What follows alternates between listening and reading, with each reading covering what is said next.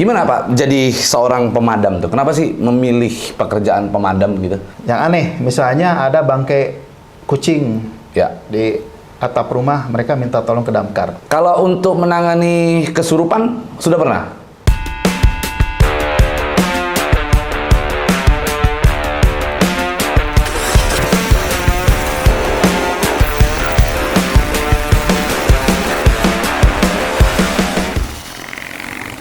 Oke, di ngobrol penting kali ini, gua sudah ditemani oleh 3 orang luar biasa ya. Ada Pak Dedi, Pak Nasrum, dan Pak Aden. Mereka bertiga ini adalah pemadam kebakaran. Betul ya? Betul. Petugas pemadam. Gimana Pak jadi seorang pemadam tuh? Kenapa sih memilih pekerjaan pemadam gitu? Nggak mau jadi YouTuber aja gitu? Ya. Pengennya sih begitu. Oh gitu? Cuma nasib mungkin. Coba mulai dari Pak Aden dulu. Ya. Kalau kami memang latar belakang ASN. Oke. Ya, ASN. jadi ASN itu harus siap ditempatkan di mana saja. Kalau saya karena memang sudah beberapa kali pindah lokasi pekerjaan begitu ya. Salah satunya memang bagian dari pemerintah Kota Bogor ini adalah Dinas Pemadam Kebakaran dan Penyelamatan. Jadi saya mungkin kurang lebih 3 tahun bertugas di pemadam kebakaran penyelamatan. Sebelumnya memang bukan berupa dinas, tapi masih bergabung dengan Pol PP. Nah, ketika saya ditugaskan di Damkar itu, waktu itu masih bergabung dengan Pol PP, yang sekarang sudah menjadi dinas mandiri begitu. Sudah setahun lebih lah, sejak Januari 2022. Baik. Memang banyak suka dukanya ya jadi seorang pemadam. Yang jelas kami harus siap sedia selama 24 jam menerima panggilan atau bantuan telepon minta pertolongan. 24 jam? 24 jam. Nggak ada, maksudnya kayak misalnya jam kerja, piket, apa begitu?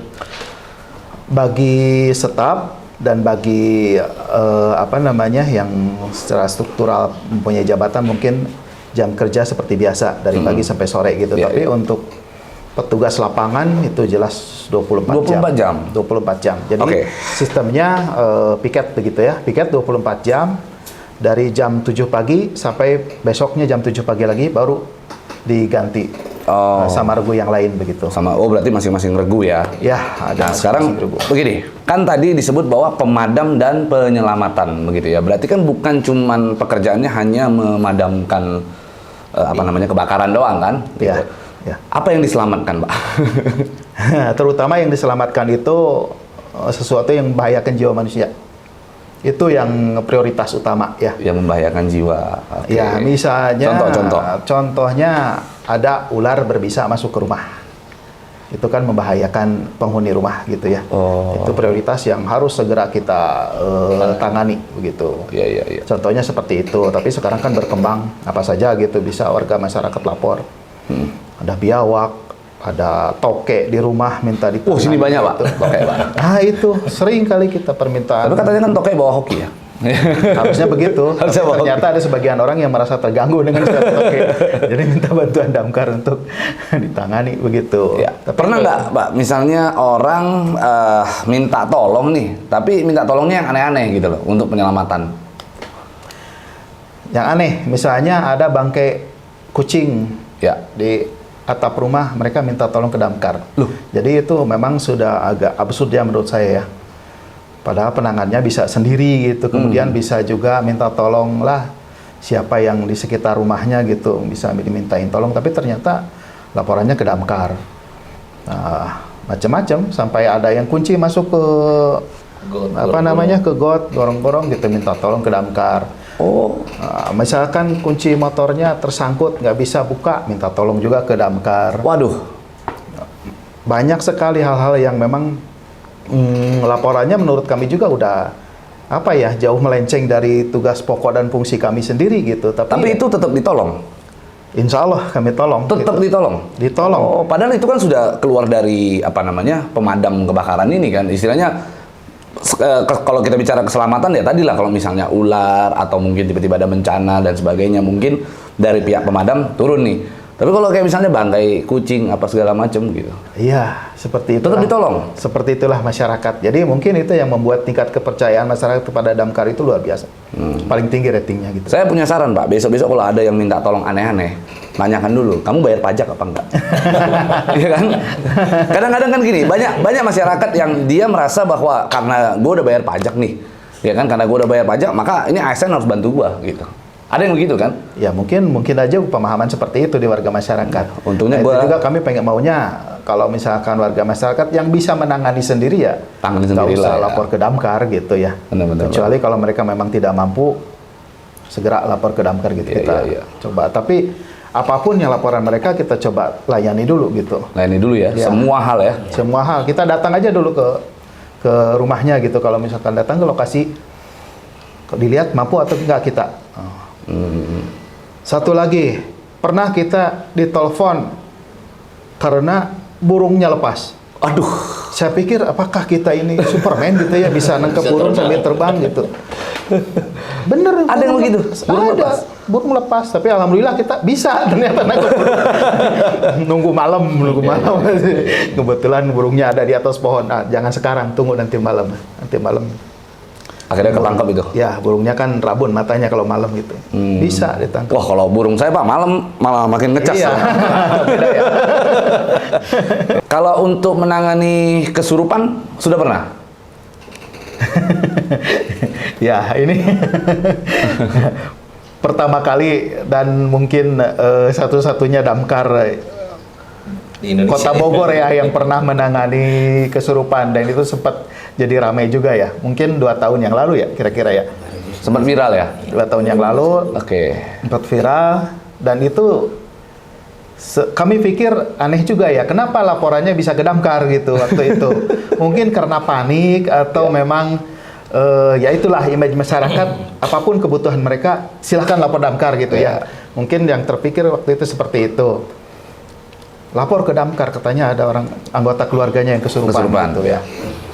Dan kebetulan di kami itu saya juga baru tahu tuh waktu itu, ternyata ada salah satu anggota damkar Kota Bogor yang memang memiliki kelebihan dari sisi penanganan supranatural. Siapa itu? Ini Oh Abah Pak Dedi. Dedi. Oh bisa Pak? Abah Dedi. Wah insya Allah. Iya. Abah Dedi, dan memang kemampuannya sebelum bergabung dengan damkar juga memang sudah biasa menangani seperti itu. Jadi mungkin di kalangan keluarganya atau tetangga-tetangganya udah pada tahu bahwa Abah itu ada kelebihan lah gitu. Ya, punya kelebihan untuk Hal menangani seperti itu ya. Ya. Nah, posisinya sendiri pada saat menangani itu gimana Pak? Ceritanya dia bisa kesurupan tuh gimana? Jadi begini, sekitar jam 8, jam 8 malam, kita kan evakuasi biawak. Ternyata nggak ada telepon, Ya. katanya. Tolong datanglah ke rumah gitu kan. Ya udah, datanglah ke situ, ya ternyata di situ lagi kesurupan Oh. orang itu. Ya udahlah kita tanganin, paling sekitar 15 menit. Itulah. Apa yang Bapak lakukan apa tuh Pak? Ya biasalah, doa-doa seperti kayak gitu lagi.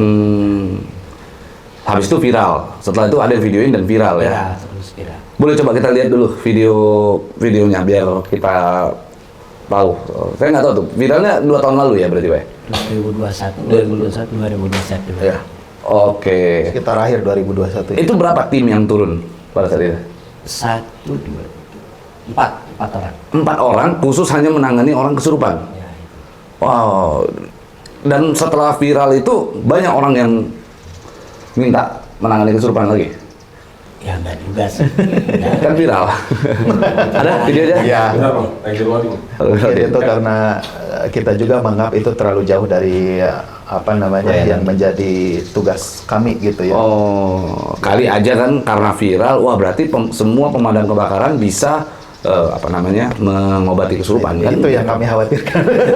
Nah kalau memang sampai terjadi itu harus dibikin divisi baru, Pak. Iya betul. Ya kan? Saya juga divisi penanggulangan kesurupan. Nah, Saya khawatir itu jadi saingan buat itu.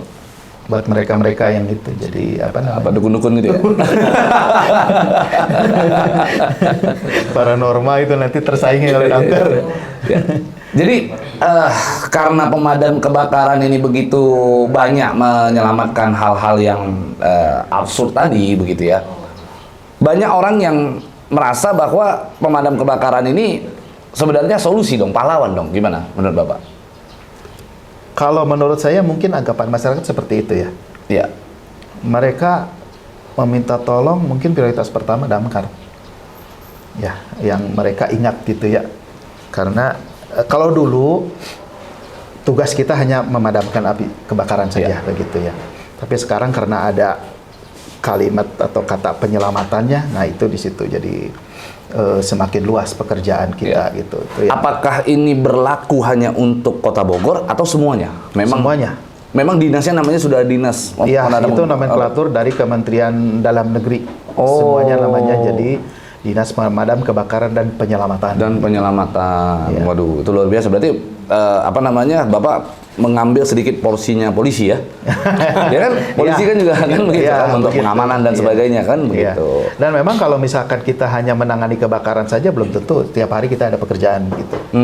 Tapi kalau untuk penyelamatan pasti ada itu tiap hari.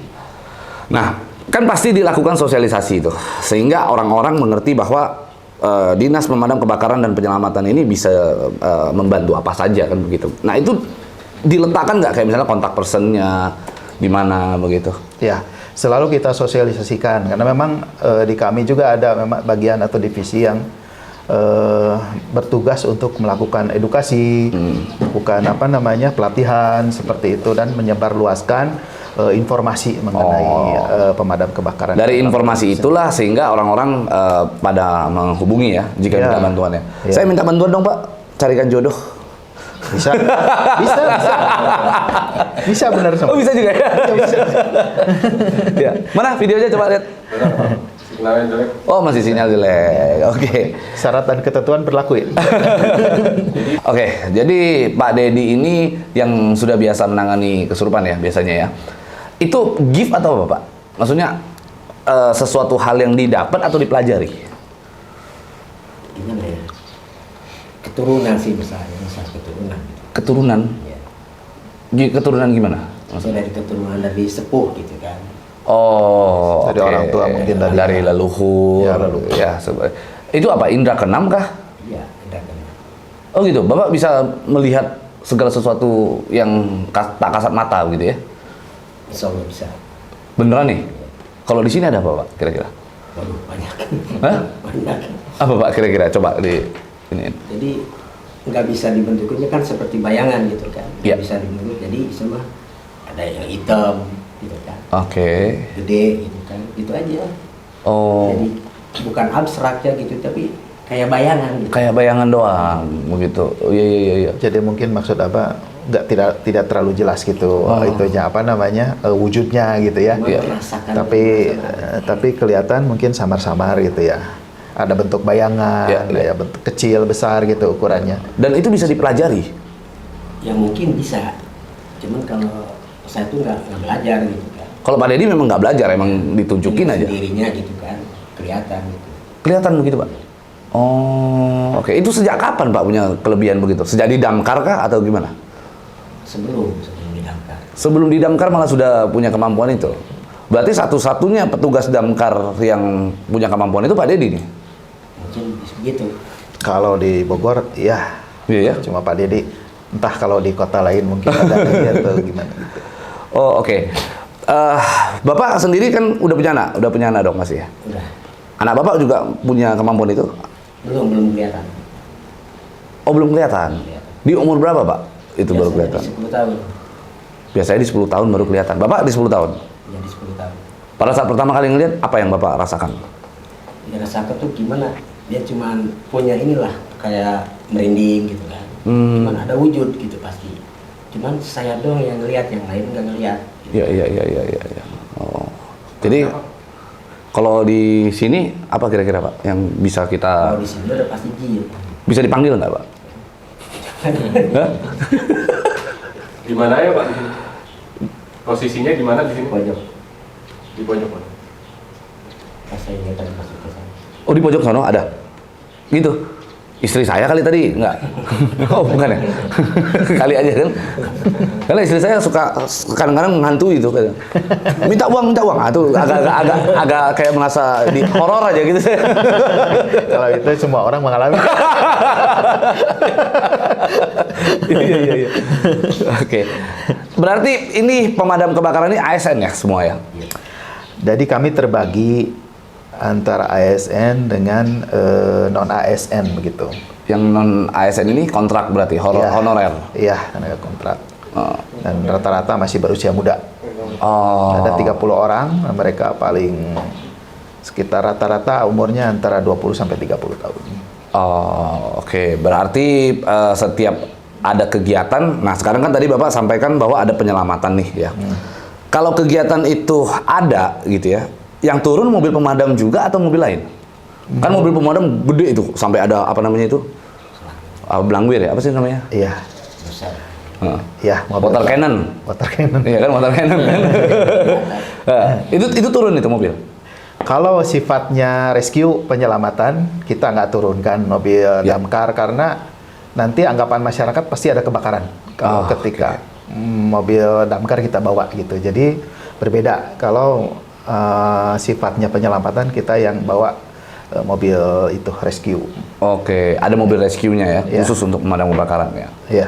Nah, pertanyaan saya Pak, saya kan sering ya ngelihat pemadam kebakaran ini lewat nih di jalan.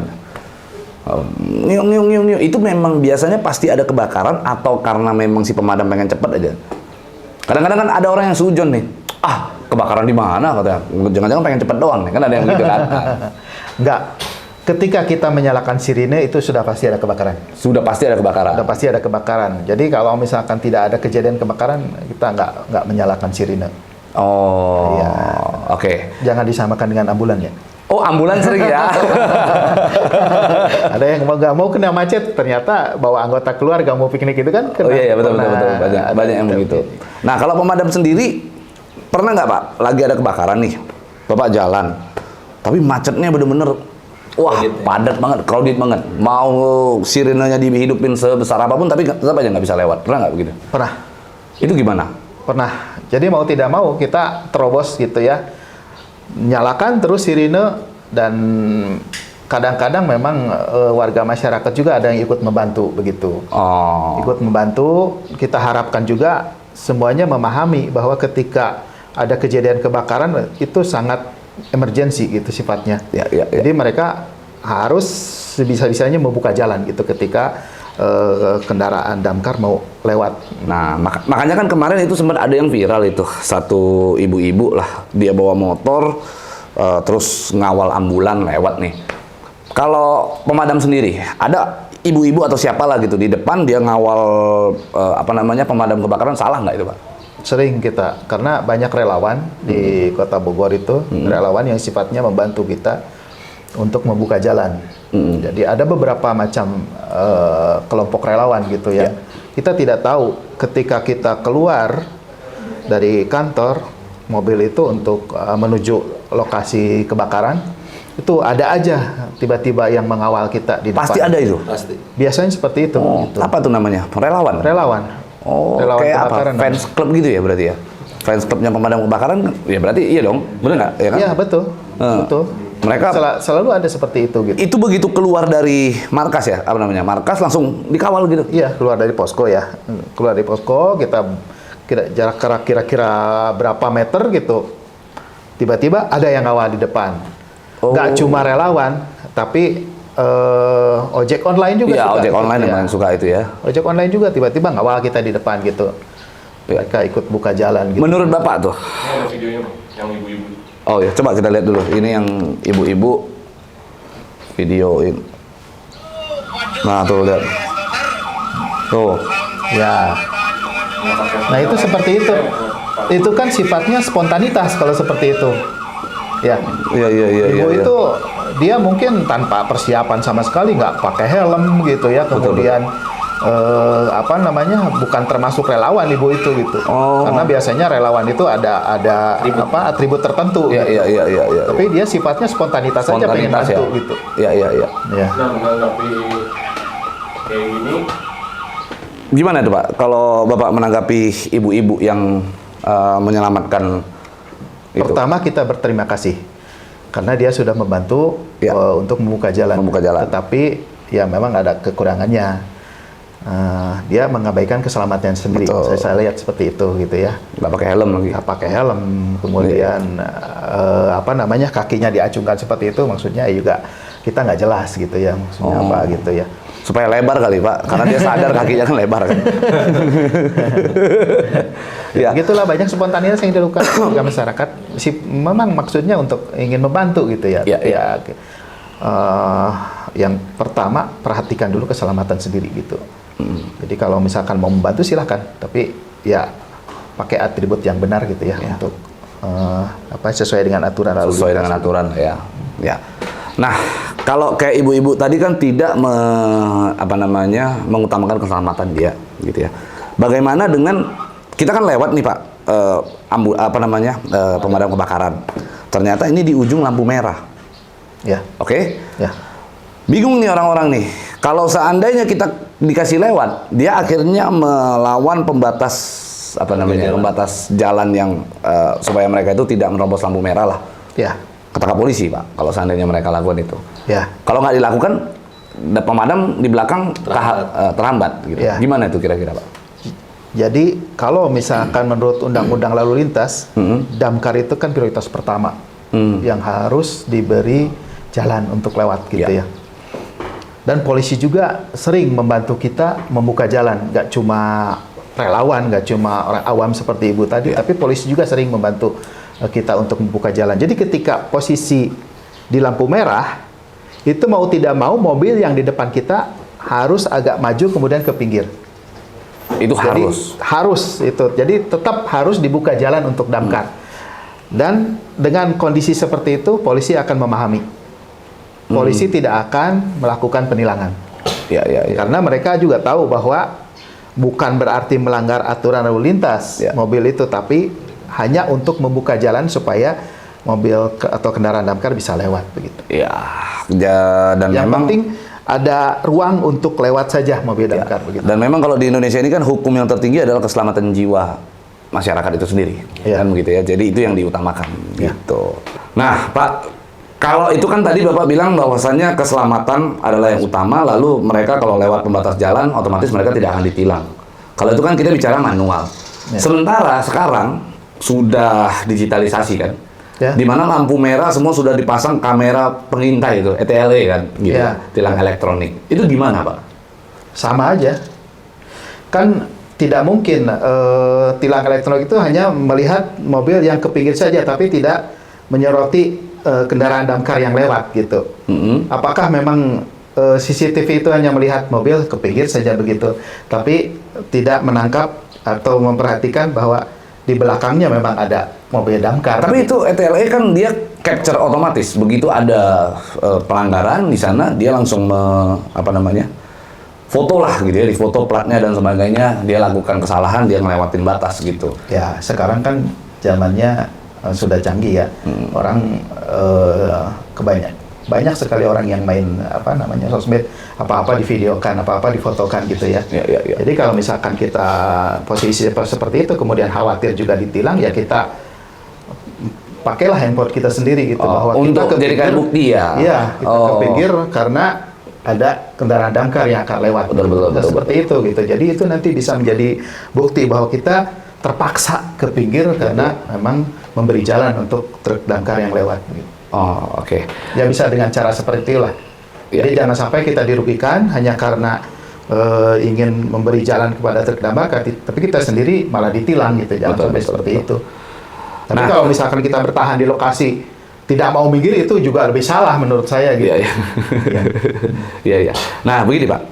Kan dulu saya ingat Pak Jokowi waktu dulu sebelum jadi presiden, masih wali kota Solo, dia pernah bikin itu tuh gentong kayak penyelamatan pertama lah ya. Jadi kayak rawa geni gentong gitu. Pokoknya namanya nama-nama Jawa yang mana itu untuk memadamkan api yang disiapkan untuk di kelurahan, RT, RW begitu. Itu berlaku nggak di sini? Gentong apa gitu? Alat pemadam profesional apa Pak? Kalau di kami itu ada yang namanya APAR ya, itu udah umum ya, semua orang juga tahu.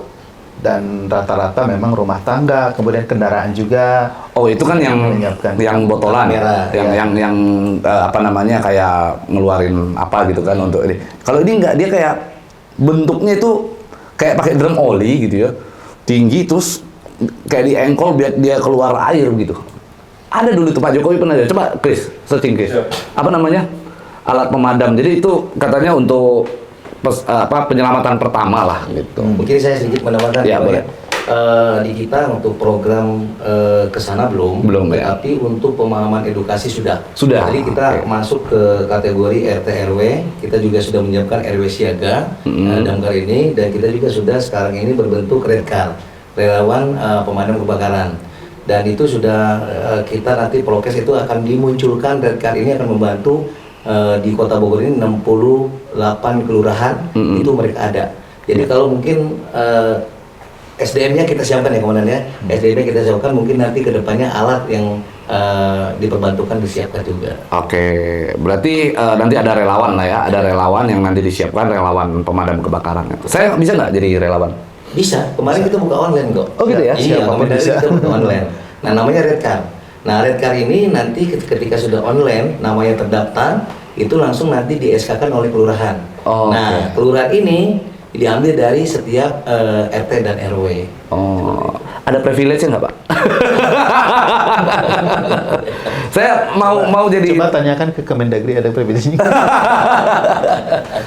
Jadi saya mau jadi apa namanya relawan karena motor saya itu buat ngawal pasti bisa Pak. Sebenarnya gini Bang, kalau relawan itu tidak terbentuk bahasanya terdaftar atau tidak ya. Tadi disampaikan oleh Pak Kabir tadi, Ya. itu teman-teman relawan itu mereka itu muncul dari hati nurani Bang. Ya, ya. Jadi misalnya Abang nih punya motor nih, ketika lihat ada mobil damkar melaju di depan dalam keadaan macet, Abang bisa buka jalan, itu pun kita namakan relawan. Wih. Tapi dengan APD yang lengkap ya mungkin. Oh, oke, siap. Kalau saya lengkap kalau motoran. Siap. Gimana? Pawang Geni ya?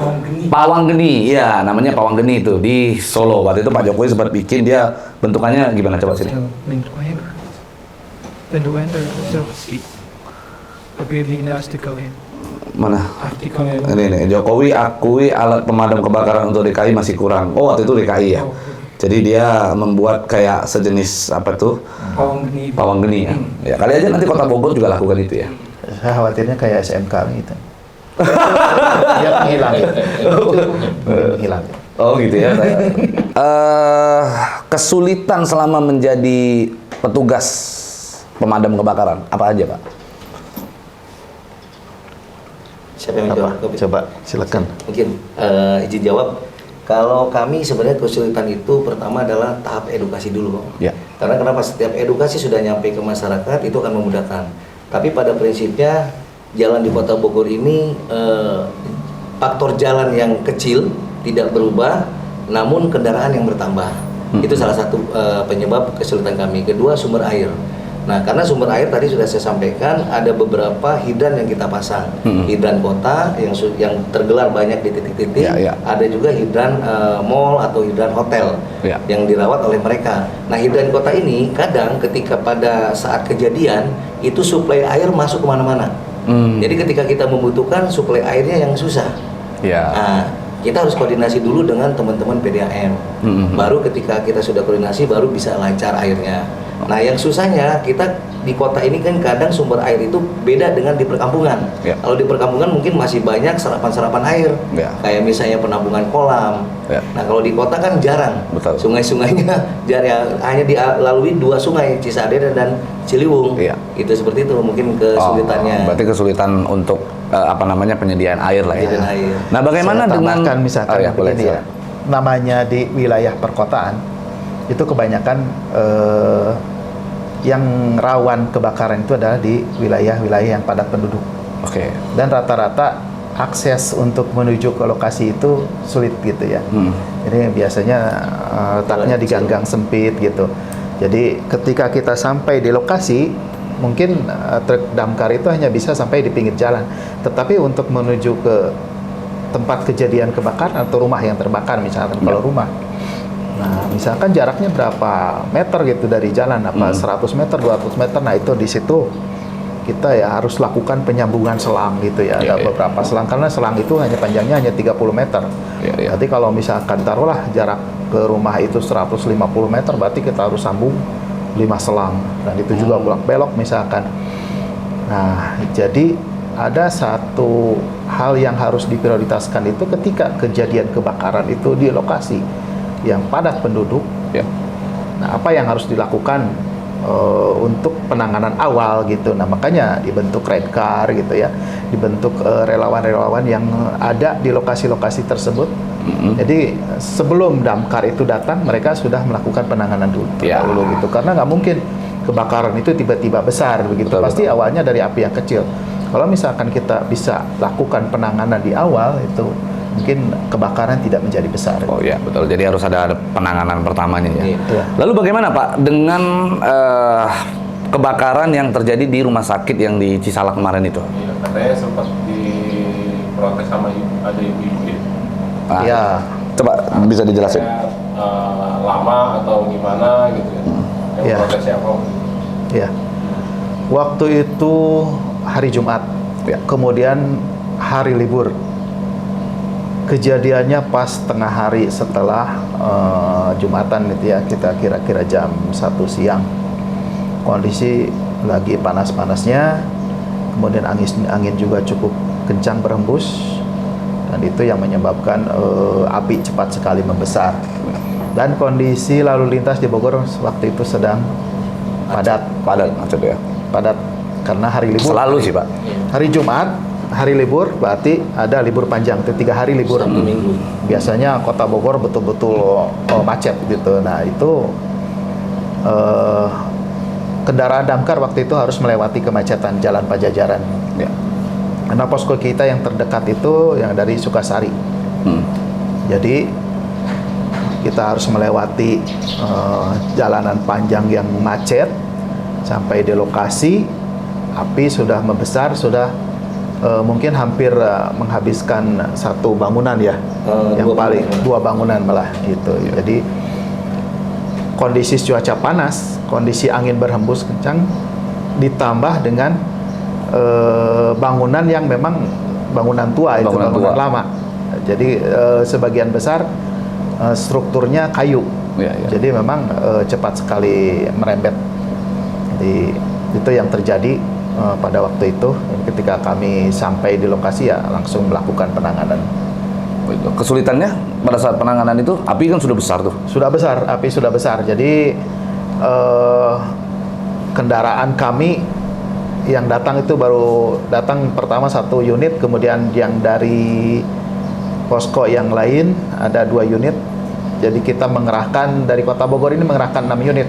Tapi kita ada bantuan dari Kabupaten Bogor. Mereka mengerahkan 6 unit juga, sekitar 12 unit. 12 unit ya. 12 unit, dan itu memang satu bangunan itu bisa dikatakan atapnya itu menyambung gitu ya, dari ujung ke ujung, dan strukturnya kayu yang sudah tua, jadi cepat sekali merembet. Alhamdulillah tidak sampai ke bagian rumah sakit yang terdapat pasien rawat inap. Ya. Jadi yang terbakar itu adalah bagian untuk fisioterapi. Oh. Untuk fisioterapi, dan yang paling dahulu terbakar itu ini ya, laboratorium farmasi. Ya, ya, ya. Dan di situ terdapat banyak obat-obatan, kemudian bahan-bahan kimia juga, sehingga ketika pada saat penanganan ada terjadi ledakan-ledakan, entah apa itu karena dari bahan kimia Ya, atau tabung oksigen atau apa gitu. Jadi agak mengkhawatirkan juga waktu itu. Ada korban jiwa? Korban jiwa tidak ada. Nggak ada. Tidak ada. Karena kebetulan posisi lagi libur, mungkin tidak ada yang pasien untuk fisioterapi.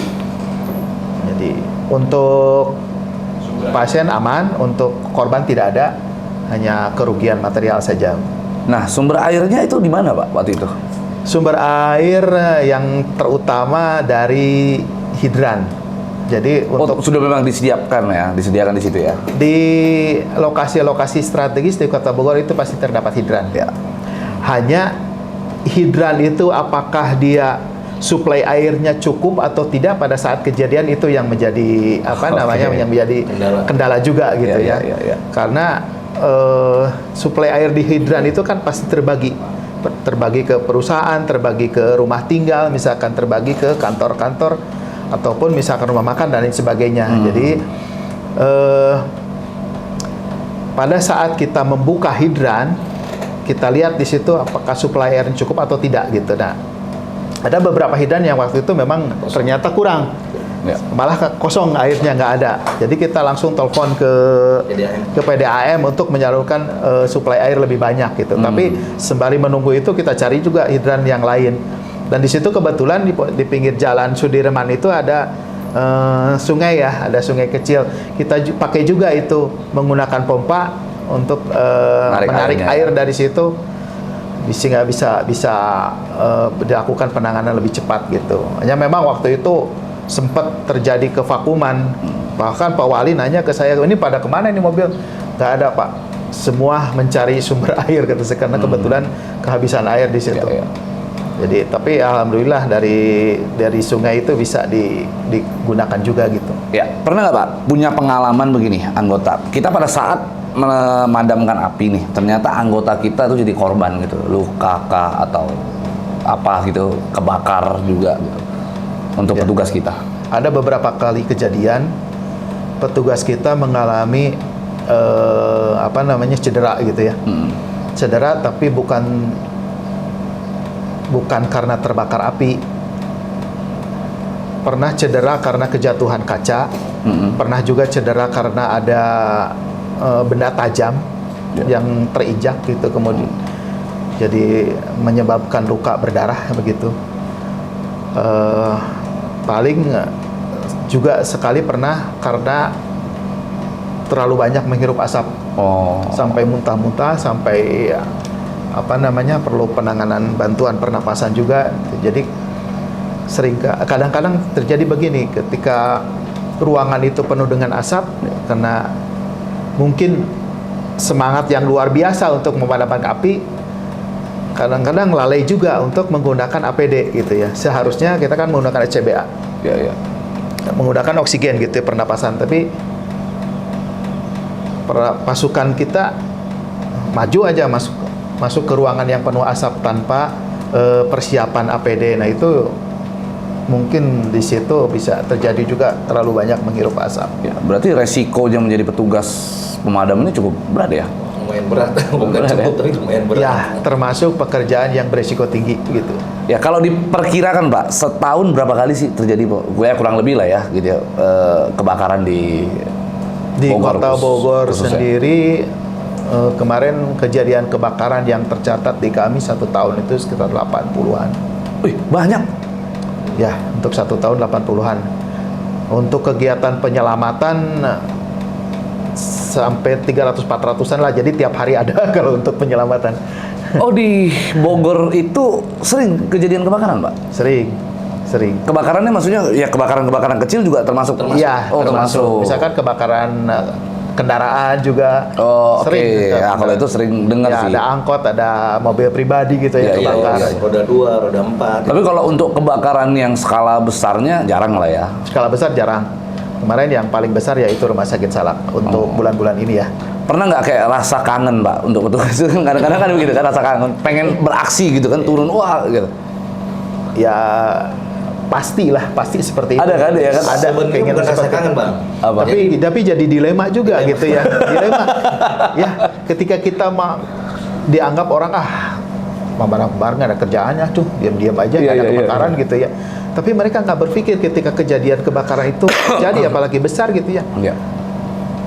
Bagaimana perasaan orang yang menjadi korbannya gitu, Iya, betul. yang menjadi korban kebakaran itu gitu. Betul. Nah itu jadi dilema buat kita gitu. Kita nggak berharap ada kebakaran. Bahkan kemarin waktu peresmian kendaraan baru kita, Pak Wakil Wali Kota berharapnya dengan adanya kendaraan baru mudah-mudahan nggak ada kebakaran lagi katanya di Bogor gitu ya, sampai memecahkan kendi. Iya. Ya kita tidak berharap terjadi kebakaran, tapi kalau misalkan memang terjadi ya kita coba untuk tangani secepatnya. Iya. Jadi sama kayak polisi kan. Jadi polisi itu disiapkan bukan berharap ada orang yang melakukan kejahatan. Iya. Kan begitu. Kalau ada orang yang melakukan kejahatan, ya artinya polisi gagal kalau menurut saya itu. Betul. Karena tidak cukup untuk ini. Cuma bedanya kalau pemadam ini kan api itu kan nggak bisa kita kontrol. Apa namanya, jiwanya dia kan begitu Iya. kan. Dia mau-maunya aja kan. Ya, seperti kemarin kejadian tahun kemarin ya yang di Kampung Cincau. Itu sampai 11 rumah. Termasuk Terbakar gede itu sampai ya. 11 rumah. Kan memang rumahnya itu rumah yang dempetan begitu. Yang tadi saya sampaikan ya. Jadi biasanya pemukiman padat itu dia rawan, pertama dia rawan kebakaran, kedua cara penanganannya agak sulit, yang ketiga penyebarannya cepat sekali gitu di pemukiman padat itu. Memang sambung menyambung gitu rumahnya itu. Tapi akhirnya clear. Ya. Akhirnya clear lah ya. Iya. Nggak ada permasalahan. Jadi saya dulu pernah Pak punya pengalaman di Medan gitu ya. Di Medan itu ada pemadam kebakaran sedang memadamkan api. Ternyata salah satunya itu nggak tahu dia lagi nyiapin apa, jatuh tuh kepleset. Nah teman-temannya 2-3 orang dari samping ini ketawain dia.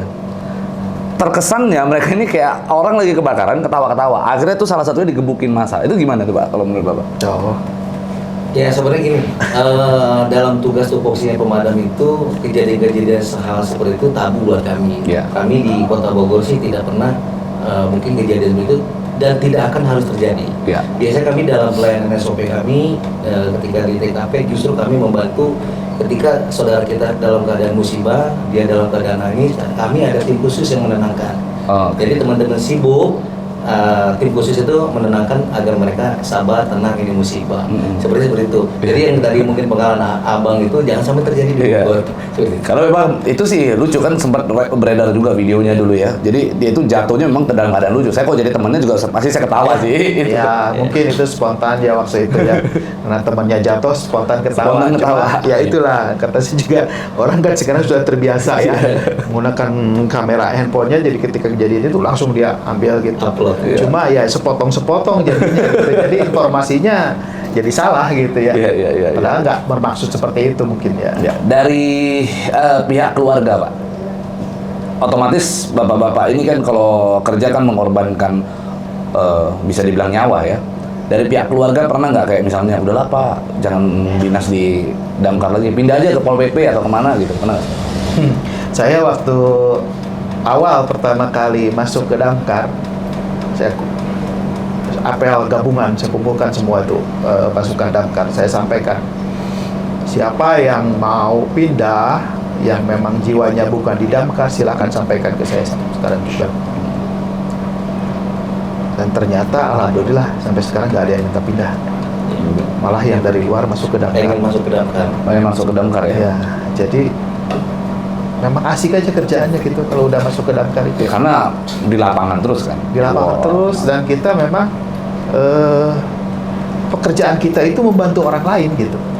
Itu yang mungkin sebetulnya sudah tertanam di dalam hati kami masing-masing gitu, bahwa apa yang kita lakukan itu untuk menolong orang gitu, untuk kebahagiaan orang lain, dan juga untuk menjadi ibadah kita buat kita gitu ya, seperti itu. Cuman kan tetap aja ya pasti ada keluarga atau apa gitu ya, yang anak terutama kan berpikir bahwa ini kerja 24 jam ya kan, waktu santainya nggak ada, Ya, mengorbankan nyawa pula, resiko orang lain ada masalah minta bantuan, dia malah bantuin orang lain. Di rumah ada masalah, ada kucing malah nggak ditolongin kan gitu kan, kadang-kadang kan. Ya, jadi gini, Intinya- pengalaman masing-masing ya. Iya. Seperti itu.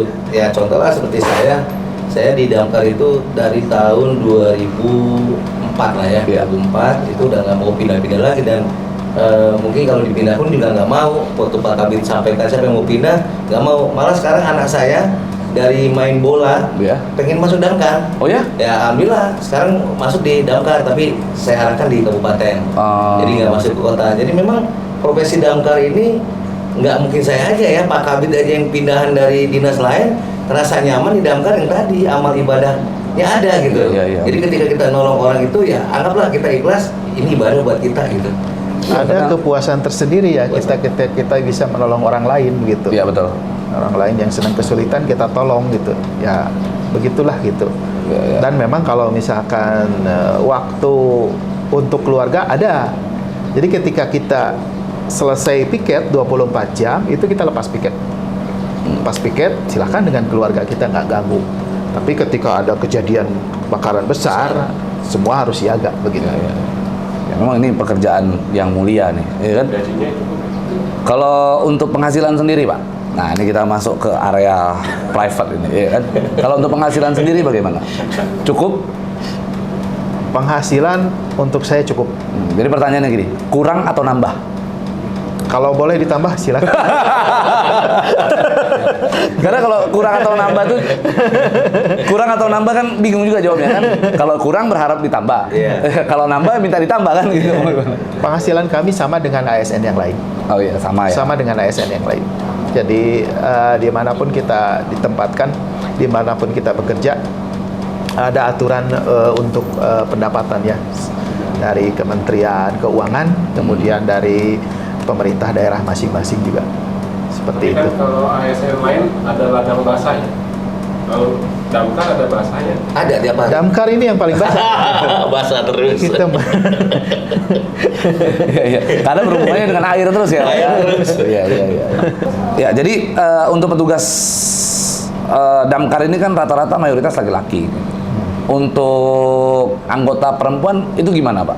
Ya, jadi petugas damkar itu tidak selalu harus laki-laki gitu ya. Pekerjaan itu bisa dilakukan juga oleh perempuan.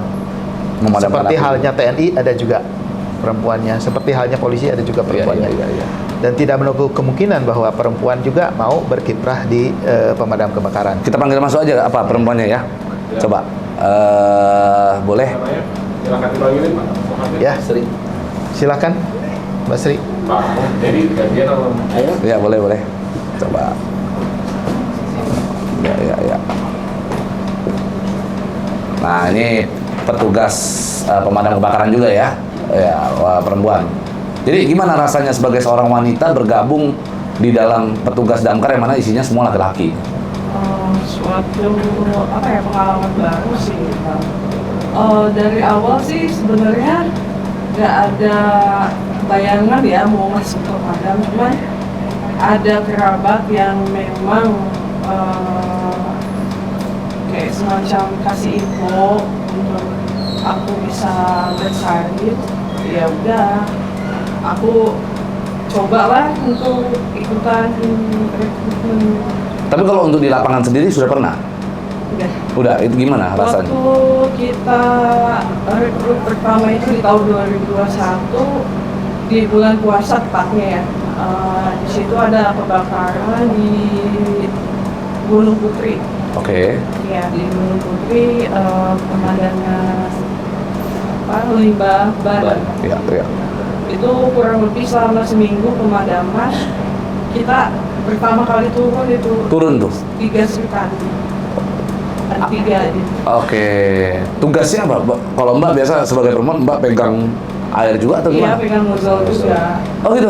Iya, jadi ketika perekrutan pertama kan ada atas perekrutan pelatihan dasar ya semacam seperti itu.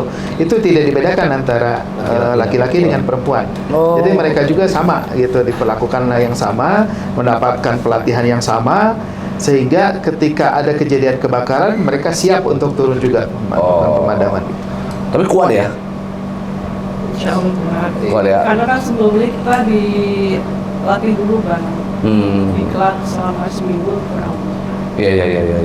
Nah, untuk apa udah berkeluarga? Udah Gimana tanggapan keluarga? sangat mendukung, terutama Oh, malah mendukung? ya. Oh, oke. Iya. Jadi pengalaman banget sih.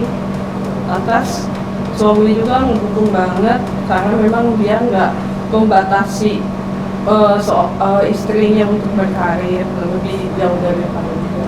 Dia nggak cemburu karena kan Mbak bersama dengan cowok-cowok semua kan. Awalnya dia sempat Manusiawi ya kan? Manusiawi Iya kan? Itulah spesialisnya pemadam kebakaran dia kan. Dia bisa memadamkan api cemburu. Ya kan? Gitu. Perawan disarang penyamun katanya gitu. Kan biasa begitu kan. Polwan juga banyak begitu yang sering ngadu, wah kita digodain lah sama siapa kan gitu. Sebenarnya gini Pak, kebetulan kan saya di bagian kasih penyelamatan. Ya. Saya juga sangat bangga sekali dengan 3 serikandi kita ya. nggak kita bawa sih ya. Itu waktu longsor di Kota Bogor Ya. itu sampai seminggu ya gitu ya longsor. Itu mereka saya sebenarnya suruh pulang, Ya. tapi mereka nggak mau pulang. Itu termasuk ini nggak mau pulang. Jadi bawa pompa, bawa segala macam, baik udah apa segala macam. Padahal kalau secara manusia ini kan perempuan ini kan harus bersih segala Ya, ya, macam. ya, ya. Tapi justru mereka ini maunya kotor-kotor. Nggak ada bedanya dengan Nggak ada bedanya laki-laki. laki-laki. Oh. Kebetulan yang dua itu masih single juga gitu. Oh, gitu. Belum berkeluarga yang dua. Nah, itu luar biasa semangat mereka. Benar-benar untuk menyelamatkan orang ya, Iya. yang utama ya, Iya. luar biasa nih. Jadi berarti kalau kebakaran ini ada musim-musimnya nggak sih Pak? Kayak misalnya kan kalau hujan lagi musim hujan ya berarti nggak ini, atau kalau musim panas kebakarannya lagi kencang-kencangnya karena kan daun-daun kering aja bisa kebakar sendiri kan? Kalau dilihat dari siklus, sebetulnya ada juga disebut musim kebakaran itu ya. Biasanya ketika bulan-bulan Juli, Agustus itu lagi panas-panasnya, di situ tingkat kejadian kebakaran meningkat. Kemudian lagi liburan, Ya. musim liburan di situ juga ada peningkatan. Ya, mungkin karena banyak rumah yang kosong gitu ya, kemudian mereka kurang tertib dalam melakukan misalkan alat-alat elektronik atau Ya, ya. yang berhubungan dengan kelistrikan gitu. Lebih condongnya ke layar Jadi- Arus pendek, arus ya. pendek. Ya, paling sering. sering seperti itu. Jadi terjadi peningkatan itu ketika memang lagi musim sedang panas-panasnya, dan juga ketika lagi musim liburan gitu suka kejadian kebakaran cenderung lebih tinggi. Nah, kalau seandainya terjadi kebakaran, boleh bagi nggak Pak tips and trick gitu ya untuk para penonton supaya bagaimana pencegahan pertama yang harus dilakukan oleh masyarakat supaya kebakarannya tidak meluas begitu? Kita udah sering kali melakukan edukasi kepada masyarakat, kemudian ke sekolah-sekolah juga gitu ya. Jadi ada trik-trik yang harus dilakukan ketika kebakaran itu baru awal terjadi gitu ya. Ya. Misalnya kompor terbakar gitu ya, apinya membesar tidak di luar dugaan kita gitu ya. Sebaiknya tidak langsung disiram dengan air, tapi kalau misalkan ada semacam kain yang besar gitu ya. Kalau biasanya kalau kita gunakan itu, kalau kita pelatihan gunakan karung goni, tapi kan jarang karung goni. Ya. Di rumah kita bisa gunakan selimut. Kalau nggak selimut, kita gunakan handuk yang tebal gitu ya. Jadi dibasahin sampai basah betul, kemudian tutupkan langsung ke api, kompornya. Kemudian kalau misalkan kita berani dari regulator tabungnya itu bisa langsung dicopot, itu pasti api langsung mati gitu. Oh. Yang penting kita jangan panik. Jangan panik kalau misalkan api berkobar di kompor. Ya. Kita lihat itu selangnya kemana gitu ya. Kita buka aja, langsung dibuka regulatornya, itu pasti otomatis langsung mati. Udah pasti mati tuh. Udah pasti mati apinya karena nggak ada suplai gas ke situ gitu. Iya. Nah, itu hal sementara yang- kalau gasnya bocor, bisa nggak Pak? Ke tabung gas bocor? Tabung gas bocor jarang sekali terjadi. Oh. Yang bocor itu adalah di regulatornya. Oh, berarti selalu kalau kebakaran itu masalahnya di regulator, bukan di tabung gasnya? Tabung itu nggak ada, itu udah safety-nya udah benar-benar dibuat seperti itu ya supaya aman begitu. Seringkali kejadian kebakaran katanya dari tabung yang bocor, tapi setelah kita tangani, setelah semuanya beres gitu ya, tinggal puing-puing, tabungnya ternyata masih utuh. Masih utuh. Berarti bukan dari tabung. Bukannya kata orang, misalnya nih ya Pak ya, tabung 3 kilo itu rawan kebakaran. Nah itu kenapa? Mungkin saya menambahkan Pak, kalau orang banyak selalu bilang tabung gas kebocoran. Tadi disampaikan oleh Pak Kabit, betul dari regulator. Intinya triknya adalah ketika bau bocor gas, kita jangan dulu menyalakan atau mematikan. Oh. Misalnya contoh, kalau posisi lampu dalam keadaan nyala, Ya. bau bocor gas di dalam ruangan kita, jangan juga mematikan lampu tersebut ataupun menyalakan lampu tersebut, karena jelas di stop kontak itu ada ion positif dan ion negatif. Oke. Ketika kita percikan itu ada bunga api. Nah, karena bocor gas ini dia bisa menyelimuti ruangan tersebut. Jadi triknya adalah buka pintu, buka jendela, biarkan gas itu terurai dulu. Nah, setelah itu baru buka regulator gasnya dan bawa tabung gasnya ke dalam bak untuk mengecek benar nggak bocor. Nah, setelah itu bawa ke halaman luar yang kosong di area terbuka. Intinya gas itu akan berubah menjadi bola api apabila ada pemantik. Kalau tidak ada pemantik tidak akan muncul bola api. Oh, Ya. Itu mungkin triknya. Terus yang kedua, apabila sudah terjadi kebakaran yang cukup meluas, kita boleh menjadi relawan damkar, harus tahu nomor damkar, telepon yang kita tuju, arahkan kami petugas, jangan dimatikan. Iya. Jadi teleponnya jangan dimatikan sampai kami tahu lokasi titik apinya di mana. Karena kebanyakan ketika sudah telepon itu dimatikan teleponnya karena sibuk membantu kebakaran tersebut. Akhirnya kami mencari-cari lokasi yang kejadian kebakaran. Ya, jadi handphone jangan dimatikan dan tetap ngomong. Tetap ngomong. Jangan nggak dimatikan doang, nggak dimatikan dia hidup, dia letakkan handphone sama aja juga. Pernah ada satu kejadian begini. Itu posisinya nggak jauh dari kantor kami di Sukasari. Iya, iya. Itu deretan ruko di situ. Jadi salah satu gerai makanan. Jadi si karyawannya itu ketika dia masuk ke ruangan dia sudah mencium bau gas. Cuma salahnya kenapa udah kecium bau gas? Berarti kan udah ada kebocoran. Ya. Ya mungkin karena kurang nutup regulatornya atau gimana gitu. Malah dia coba untuk menyalakan api kompornya Ya, itu. ya, ya. Akhirnya terjadi ledakan luar biasa sampai terdengar ke kantor. Lantai 1, lantai 2 berantakan. Orangnya tapi selamat.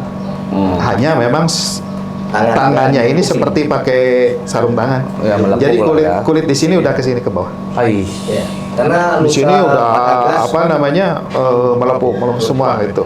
Iya. Melupas kulit luarnya. Jadi ini Bang, kalau luka bakar gas itu beda dengan luka bakar api.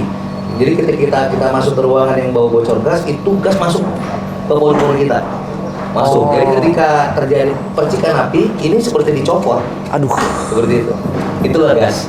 Dan tabungnya utuh ya komandan ya? Utuh, tabungnya utuh. Iya. Waduh, serem juga ya.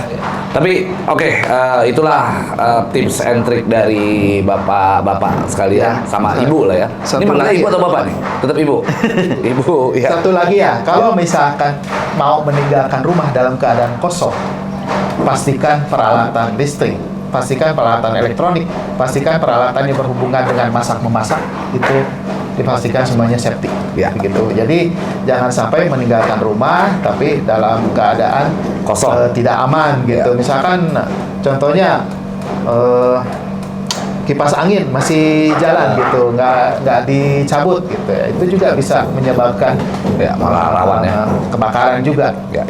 Jadi apapun yang berhubungan dengan peralatan listrik, peralatan elektronik dan peralatan dapur itu semuanya harus dipastikan aman. Safety dulu ya. Ya.